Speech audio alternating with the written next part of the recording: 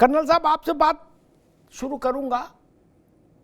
प्रधानमंत्री ने भी यही इशारा किया और रक्षा मंत्री ने तो आज खुल्लम खुल्ला कह दिया, वो भी भुज के एयरबेस से, कि भैया अभी जो कुछ हुआ है, जितना हुआ है, जितनी आतिशबाजी हुई है, ये ट्रेलर है। अरे श्रीमती जी, कुछ तो सस्ता लो। नहीं श्रीमान जी, सब बढ़िया लो। इसमें क्या खास बात है? थोड़े में ज्यादा स्वाद, यही तो है इसकी खास बात। क्या स्वाद है? अरे मेरे राजा, राजा और मसाला। अब छोलिया हो या लोबिया, सफेद चने या काले चने, सब कुछ मजेदार बने। पिक्चर तो अभी चलाई नहीं है, उचित समय आएगा तो उनको पिक्चर भी दिखाएंगे।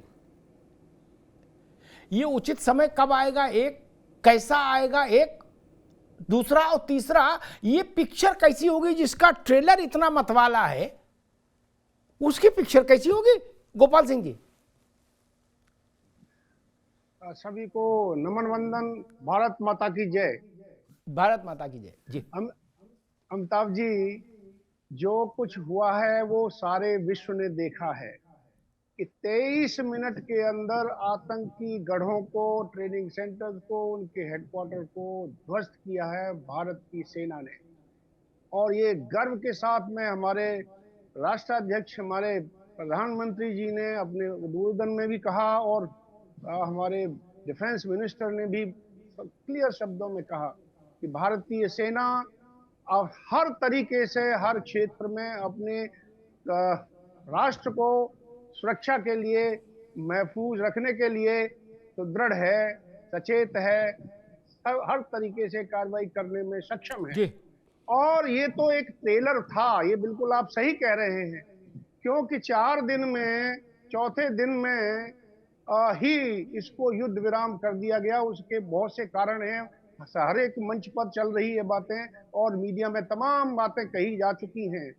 लेकिन आप देखिए, आपने थोड़ी देर पहले कहा कि अपनी रिपोर्ट में कि चाइना, अजरबैजान और तुर्की, अजरबैजान, तुर्की, चाइना और अजरबैजान की तो बात हो गई, लेकिन आर्मेनिया को भी तमाम तरीके के हथियार जो उसने हमसे खरीदे हैं, उसका इस्तेमाल जो है अजरबैजान के खिलाफ ही होगा। अजरबैजान भी अपने चारों तरफ से हिल रहा है। तो आगे क्या होगा, ये बहुत सोचने वाली बात है, और किस प्रकार से होगा ये भी आपको देखने वाली बात है। लेकिन यदि हुआ तो बहुत कुछ ऐसा होगा जिससे कि पाकिस्तान ही नहीं, पूरा विश्व देखेगा। इसीलिए प्रधानमंत्री जी ने कहा है कि आगे कोई आतंकी यदि कार्रवाई दुश्मन ने की, पाकिस्तान ने की, तो वो जो है एक एक्ट ऑफ वॉर कहा जाएगा। उस एक्ट ऑफ वॉर का मतलब है, ये तो ऑपरेशन सिंदूर था, एक छोटा ऑपरेशन था, सिर्फ आतंकियों को ध्वस्त करने का था, लेकिन पाकिस्तान ने अपने पैर पे कुल्हाड़ी मारी कि उसने ड्रोन्स और मिसाइल हमारे अटैक किए, हमारे ऊपर, यानी उससे अटैक करने की कोशिश की, अटैक किया, उनको सारी मिसाइलों को, सारे ड्रोन्स को ध्वस्त कर दिया गया, और उसका जो भी सिस्टम था, सर्वेलेंस सिस्टम, उसको विनाश कर दिया गया। उसके 6 से 7 हवाई पट्टियों को ध्वस्त कर दिया गया। आपके पास दोबारा में दोबारा में आता हूं। मैं सौरभ दुबे के पास चलूंगा। सौरभ दुबे, एक शेर है कि इब्तिदाए इश्क है, रोता है क्या, आगे आगे देखिए होता है क्या। अब की ऑपरेशन था, ट्रेलर में ऑपरेशन था, फिल्म में युद्ध वॉर होगा, ऐसा लोग कह रहे हैं। क्योंकि जब ऑपरेशन तो ट्रेलर में ही निपट गया, तो अब अगला चरण तो ऑपरेशन के, मिलिट्री ऑपरेशन के बाद तो युद्ध ही बचता है। सौरभ दुबे।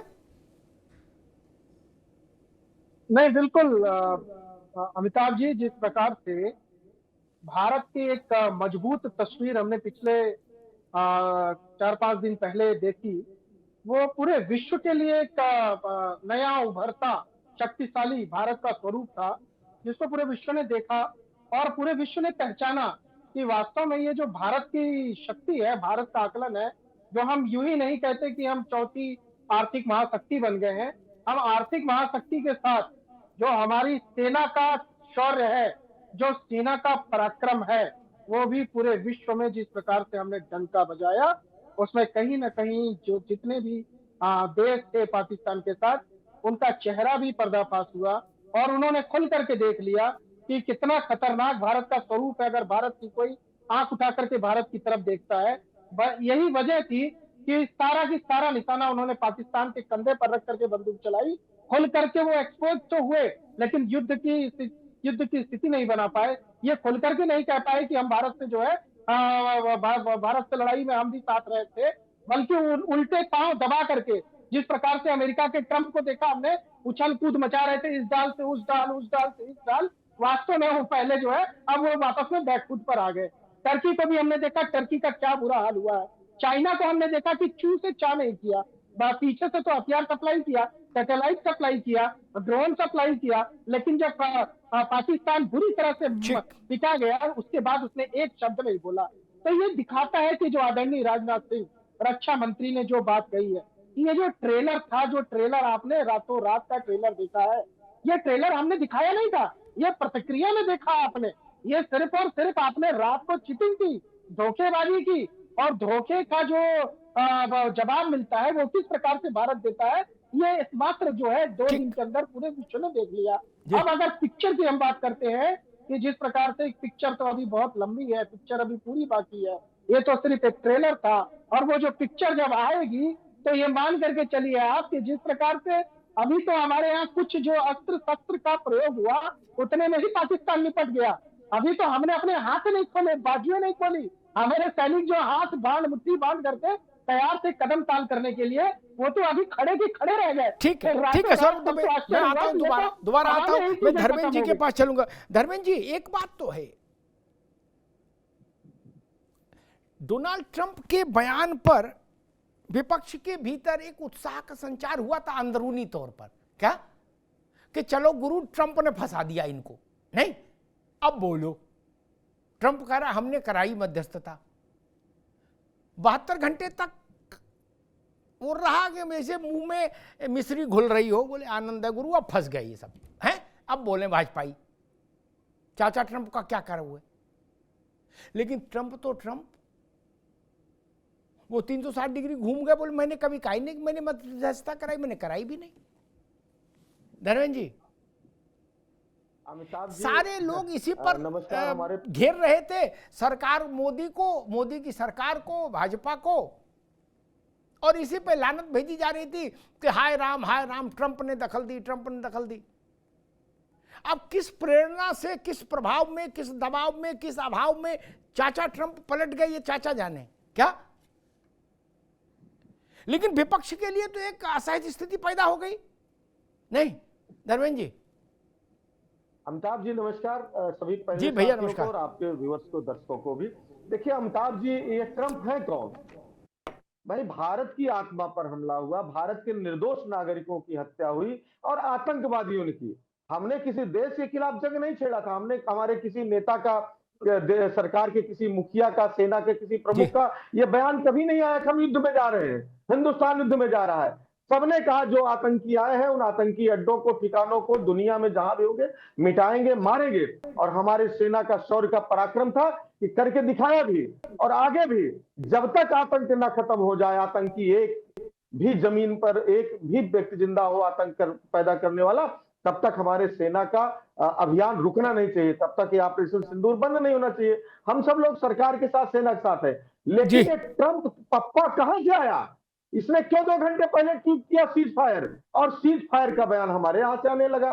क्या आपने देखा नहीं हमारी जो ऑफिशियल प्रेस कॉन्फ्रेंस थी, उसमें उन्होंने पूछा, किसने, प्रेस वालों ने की, किनसे बात हुई, तो उन्होंने कहा नहीं, वो जीडी वेंस का जो है से प्रधानमंत्री जी की बात हुई। 3 बार ट्रंप जी ने बयान दिया, दुबई वहां जाकर के, कतर में भी कहा कि हमने सीज फायर कराया, नहीं तो हम व्यापार। धर्मेंद्र भाई, ये सब बातें पता है, ये सब पता है। नहीं, मैं कह रहा हूँ, क्या प्रधानमंत्री जी के मुंह से आपको ट्रंप का टी निकला?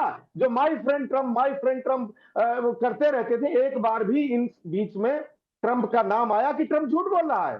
किससे डरते हैं? और दूसरी बात मैं कहना चाहता हूं, जो उससे ज्यादा महत्वपूर्ण है, अमिताभ जी, ऐसा तो है नहीं कि हमको कल पता चला कि ट्रंप जो है, इसके पहले 22 में जब IMF से पैसा दिलवाया पाकिस्तान को, तब भी आतंकी गतिविधियों पाकिस्तान था। अब उसको बड़ा विषय हो जाएगा उसके सारे सबूत यूएन में भी, आईएमएफ को भी है कि किस तरह से आतंकी अड्डे लगातार बनते जा रहे, बढ़ते गए। लेकिन जब अब बांग्लादेश में तख्ता पलट हुआ और उसमें भारत के हित बांग्लादेश से तमाम जुड़े थे आर्थिक सामरिक दृष्टिकोण से, और उसमें अमेरिका का नाम आया बांग्लादेश के तख्ता पलट में, और तब उसके बाद हमारी आंख नहीं खुली कि अगर अमेरिका ने तख्ता पलट किया तो या तो हमको धोखे में रखा, हमारा इंटेलिजेंस फेल हुआ, या हम आंख मूंद करके अमेरिका पे भरोसा करके ठीक है धर्मेंद्र भाई जी, हम अपनी पॉलिसी बनाने चले थे जिसमें लगातार हमको चोट होती रही। क्या तुर्की ने इसके पहले कश्मीर का मुद्दा यूएन में नहीं उठाया था?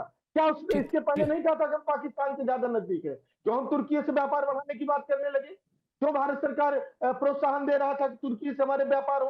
क्यों तुर्की के हम वेपन खरीद रहे थे? तो सवाल यह है कि कहीं न कहीं फॉरेन पॉलिसी में हमारी सरकार फेल हो गई। ऐसे ठीक है धर्मेंद्र जी, ठीक है, ठीक है। मैं ओपी सिंह, ठीक है धर्मेंद्र भाई, अब रुकना होगा, मैं ओपी सिंह के पास चलूं। लेकिन एक बात विपक्ष के लिए कहूंगा, आप लोग इतनी जल्दी उत्साहित मत हुआ करिए। बयान कोई दे विदेशी तो उसमें 2-4 दिन ठंड रखो। अब ट्रंप का तो कुछ नहीं बिगड़ा, वो तो ना बेदौलत रसाप ने उनके फाटा तंग। अरे रुक जाओ भाई, नहीं ना ना अभी नहीं, अभी नहीं, अभी आवाज नहीं जाएगी, अभी रुकना होगा, जब अवसर आए तब बोलेंगे।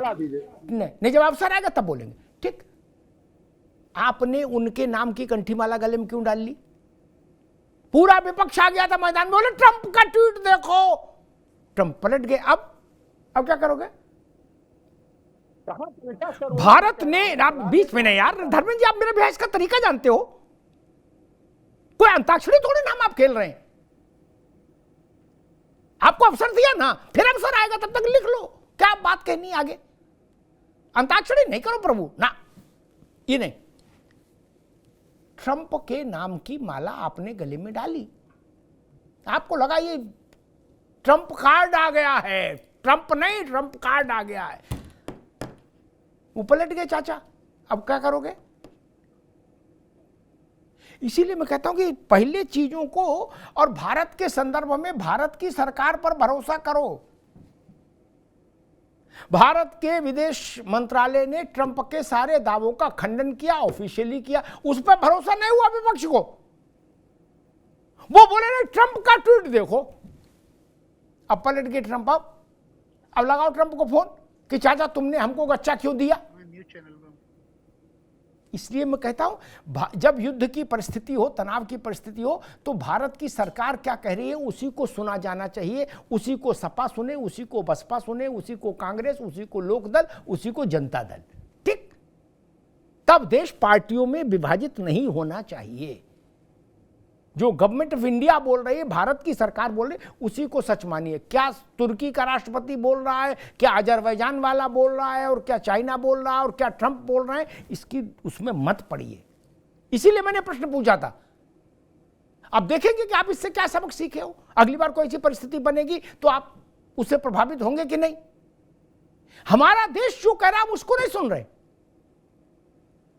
हम ट्रंप की चादर ओढ़कर चल रहे थे, वो चादर उड़ गई हवा में। थोड़े में ज्यादा स्वाद, यही तो है इसकी खास बात। वाओ मम्मा, क्या स्वाद है। अरे मेरे राजा, दादी के हाथों का जादू और खुशबू से महकता घर, माँ की मुस्कुराहट और खाने की सुगंध। MDH गरम मसाला, क्योंकि हर रिश्ता है स्वाद से जुड़ा।